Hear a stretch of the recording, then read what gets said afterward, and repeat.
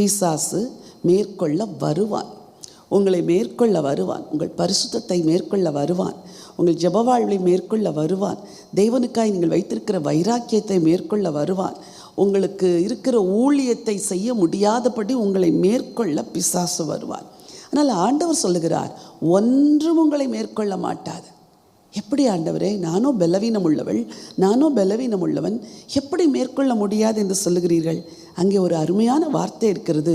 சத்துருவின் சகல வல்லமைகளையும் மேற்கொள்ள உங்களுக்கு அதிகாரம் கொடுக்கிறேன். ஆண்டவர் என்ன கொடுக்கிறாராம்? அதிகாரம். என்ன அதிகாரம்? இயேசுவின் நாமத்தில் இருக்கிற அதிகாரம் உங்களுக்கு. ஆண்டவர் இயேசுவின் வார்த்தையில் இருக்கிற அதிகாரம் உங்களுக்கு. ஆண்டவர் இயேசுவின் இரத்தத்தில் இருக்கிற அதிகாரம் உங்களுக்கு. ஆண்டவர் இயேசுவின் உயிர்த்தெழுதலில் இருக்கிற அதிகாரம் உங்களுக்கு. நீங்கள் அந்த அதிகாரத்தை கையில் எடுத்து உங்கள் பிரச்சனைகள், உங்கள் சூழ்நிலைமைகளுக்கு நேராய் அதை பயன்படுத்தும் பொழுது நீங்கள் மேற்கொள்வீர்கள். பிசாசு தாழ தள்ளுண்டு போவான். எப்படிப்பட்ட பிசாசின் போராட்டத்தில் நீங்கள் சிக்கியிருந்தாலும் நீங்கள் இன்றைக்கு சொல்ல வேண்டிய காரியம், ஒன்றும் என்னை மேற்கொள்ள மாட்டாது. சகோதரி, புறவினத்து மார்க்கத்திலிருந்து நீங்கள் இயேசுவை ஏற்றுக்கொண்டீர்கள். நீங்கள் ஒருவர்தான் உங்கள் குடும்பத்தில் வைராக்கியமாய் தேவனை பின்பற்றுகிறவர்கள். சகோதரன், நீங்கள் கூட அப்படித்தான். உங்கள் ஒருவரால் தான் உங்கள் குடும்பம் ஆசீர்வாதமாக இருக்கிறது. ஆனால் உங்களுக்கு இருக்கிற போராட்டம் இருக்கிறதே, மகா பெரிய போராட்டம். நீங்கள் நினைக்கிறீர்கள், நான் தனியே நின்று போராடுகிறேன், எனக்கு எப்படி ஜெயம் கிடைக்கும் என்று. நீங்கள் தனிமையில் இல்லை. ஆண்டவர் சொல்லுகிறார், நான் உன்னுடனே கூட இருக்கிறேன். இந்த மாதத்திற்கு வாக்கு செய்தார் அல்லவா, நம்முடைய தேவன் நமக்காக யுத்தம் பண்ணுவார் என்று. ஆண்டவர் கூட இருக்கிறார்.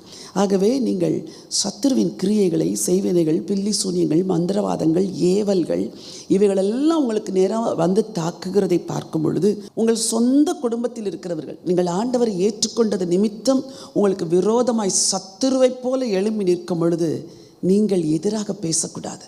உள்ளத்திற்குள்ளது சொல்ல வேண்டும், ஆண்டவரே உம்முடைய நாமத்தினாலே இவர்களுக்குள் கிரியை செய்கிற கிரியைகளை நான் அழித்து ஜெபிக்கிறேன். ஆண்டவரே இயேசுவே உம்முடைய இரத்தத்தினாலே இவர்களை தூண்டி விடுகிற பிசாசின் கிரியைகளை நான் அழிக்கிறேன்.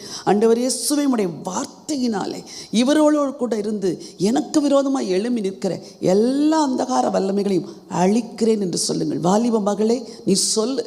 உன் குடும்பத்தார் இயேசுவை ஏற்றுக்கொண்டது நிமித்தம் உனக்கு விரோதமாய் வந்தால் நீ இயேசு கொடுக்கிற அதிகாரத்தை சார்ந்து கொள்.